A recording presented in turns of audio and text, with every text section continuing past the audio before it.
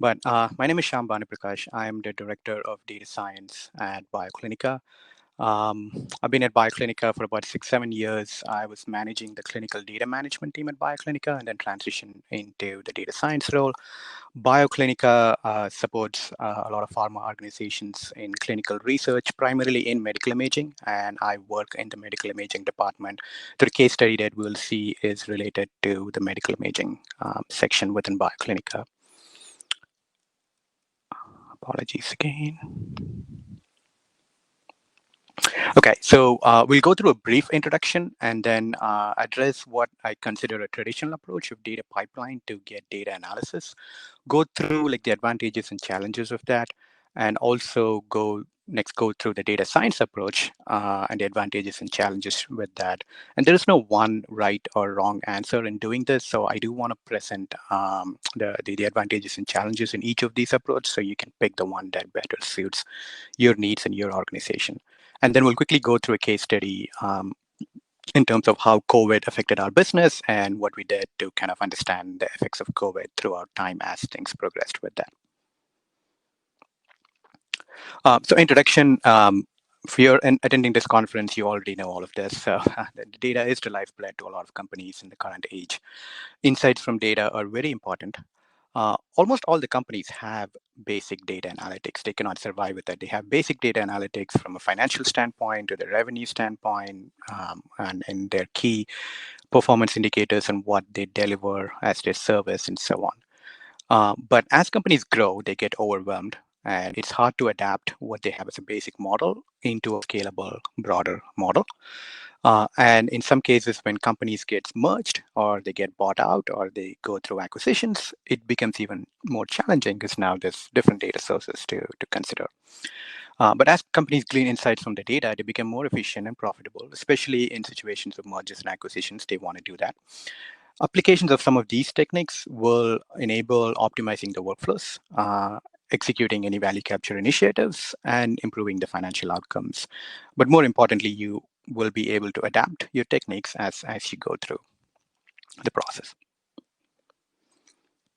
Okay, we'll go through very briefly. Again, I'm kind of oversimplifying it, but in the interest of time, we'll go through briefly about what is considered a sort of a traditional approach in this area from a data pipeline setup. So if a company's been around for a while, companies have different data sources, right? They have different databases, Microsoft SQL Server or Oracle or Sybase, a lot of flat files, a lot of systems they're dealing with like Salesforce and ERP and so on. The traditional approach is to take all these data sources and then pass it through an ETL or an ELT process. ETL stands for extract, transform, load. ELT is extract, load, transform. But pretty much both of that is taking the data, transforming it into something that fits your needs, and then loading it and transforming it, and hosting everything into a data warehouse. So you would create a data model, some sort of a star schema or a derivative star schema based data model, get this data, transform it so it fits into that data model, load it into a data warehouse, and then data analysis is run from that. There's a few different tools that's used. Informatica is a tool that's used for ETL. Data warehouse, a lot of companies offering data warehouse techniques. More recently, Snowflake had a pretty big IPO that supports this. And for data analysis, they use tools like Spotfire, or Power BI, or Tableau, and so on. So this model works, but this model takes time to set up, right? It takes anywhere between 6 months to 2 years, depending on how complex it is to get the whole thing done. And you are working on the basis of having a data model in the data warehouse. So you're taking everything and you're trying to fit it to that data model. So, which is great because now you have all your data in one data model, but changes become harder to do. When you want to make changes to the data model, it gets relatively harder to implement the changes. It takes longer.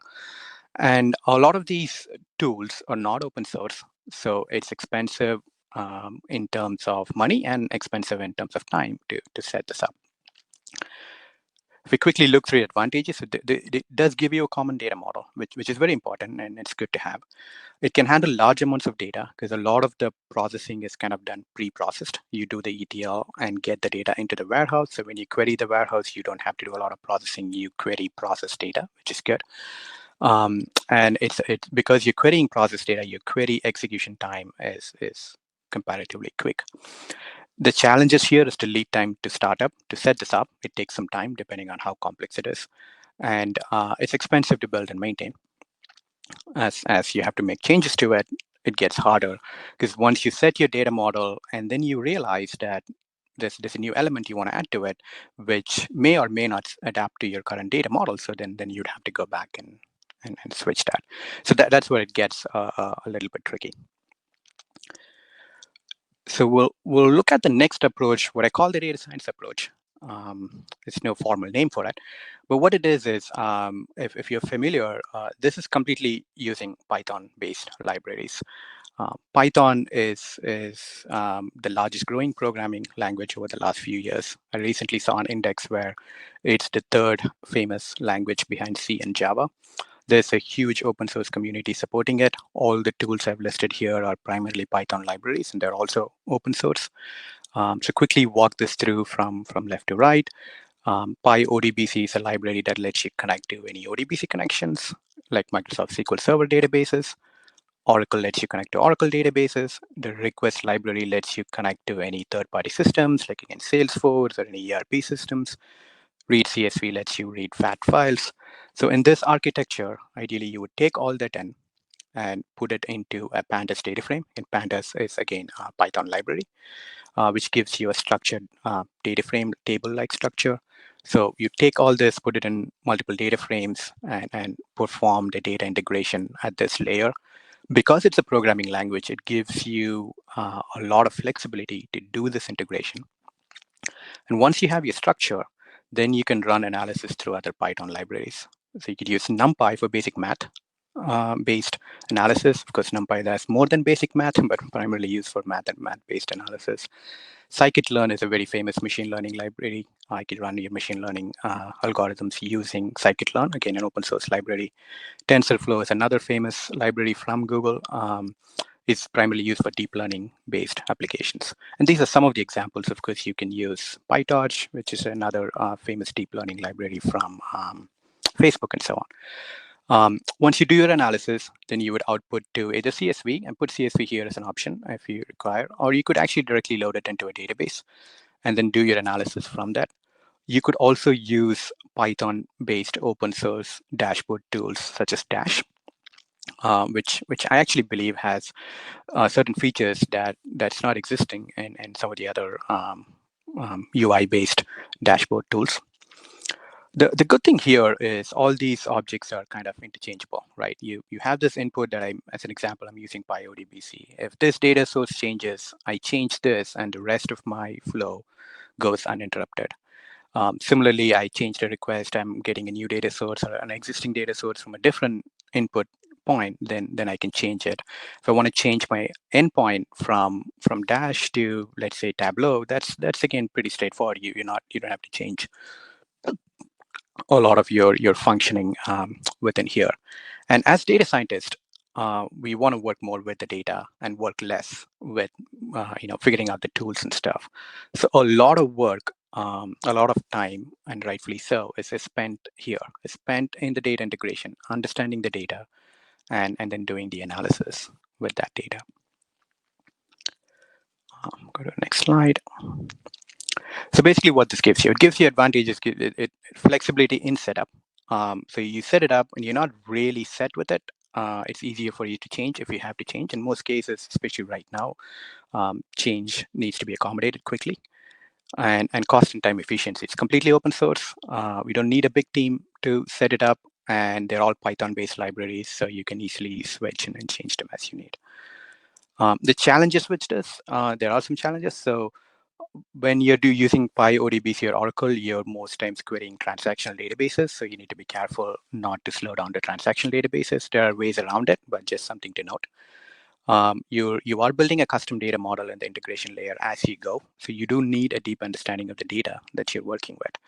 which if you do have an understanding of the data, then that's easier to set and change as you go. If you're working in really large data sets, there's something to keep in mind. You may have to use AWS or PySpark or some of those libraries that work with like really large data sets in this thing. So let's go through a case study that that our company had to go through. Obviously, everybody in the world had to go through this event. I want to say about January, February of this year, when everyone realized COVID is a real thing, and every week, every day, every hour, people were trying to understand what this actually is, how it's going to impact me, how it's going to impact my business, what is this going to look like next week, next month, next 2 months, and no one knew, obviously, at the time, or still a lot of unknown questions with the situation. So we, as a business, like any other business, we had a plan for 2020. We designed a budget in December of 2019, and we had a plan of where we expected to be every quarter, Q1, Q2, Q3, Q4 in 2020. When COVID hit, relatively quickly, we understood that this is going to have a big impact to our business, to our financial endpoints, and so on. What were the challenges for us? So what's the goal? The goal is obviously to analyze and predict the business impact due to COVID.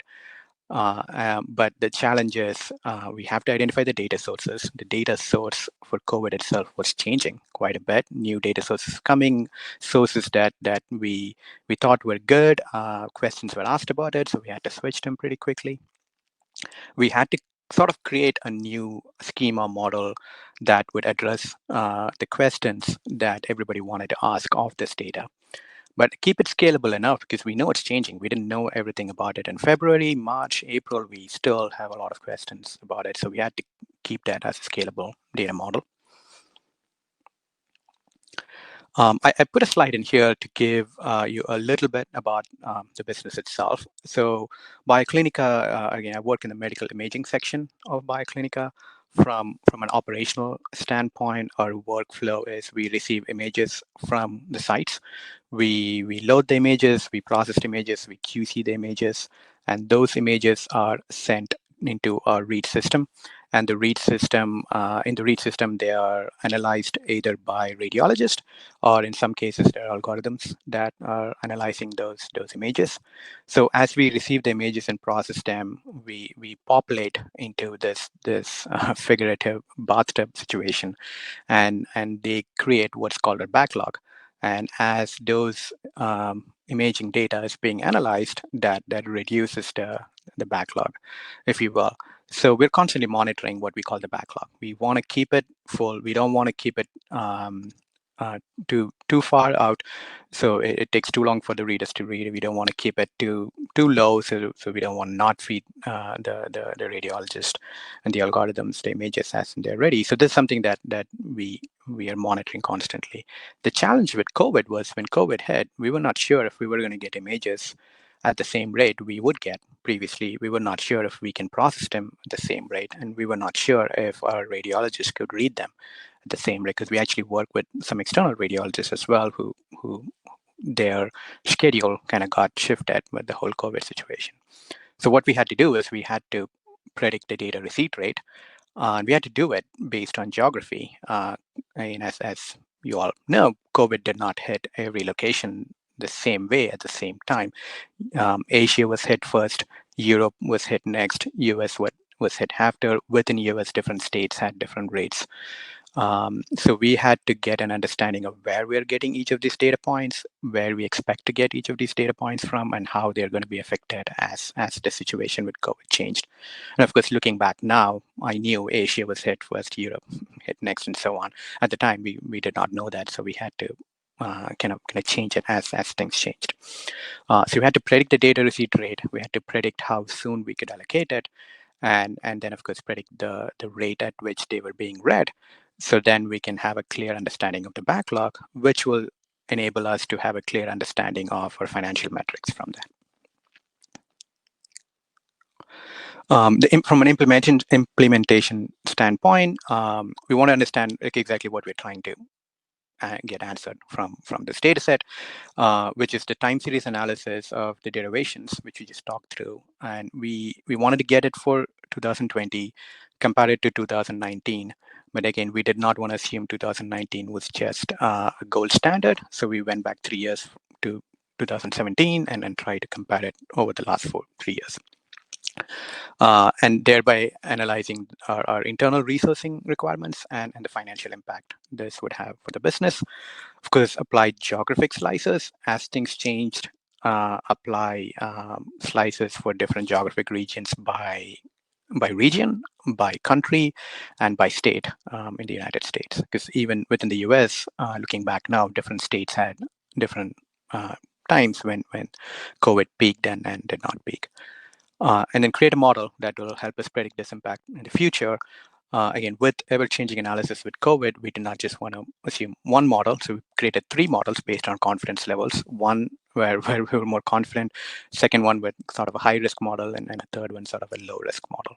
And build the architecture that allowed us to change this as we got new data sources, constantly implement and evaluate the changes, have a feedback loop that lets us update it quickly, and design any workflow triggers based on these analysis. So if it dipped down, this is what we were going to do to bring it up, or if it went above this mark, this is what we were going to do to set it again.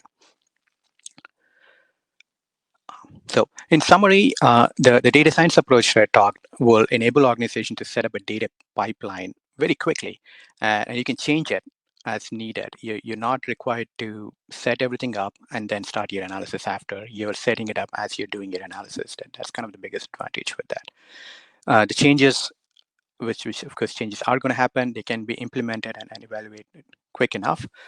This is cost efficient because one, you can use completely open source tools, and I actually prefer to do that because it's a huge Python open source community that will help you. And you can do it with a small team size. You don't need a separate set of ETL engineers or data warehouse engineers and visualization engineers. You kind of get one skill set type team. So thereby it enables us to have a right size for your team as well. So that summary, that's the end of my presentation. Apologies again, I couldn't start on time. I'll quickly check the Q&A. I don't see any questions, but there is a link. My LinkedIn account is in here. So if you have any questions after this, please feel free to reach out to me.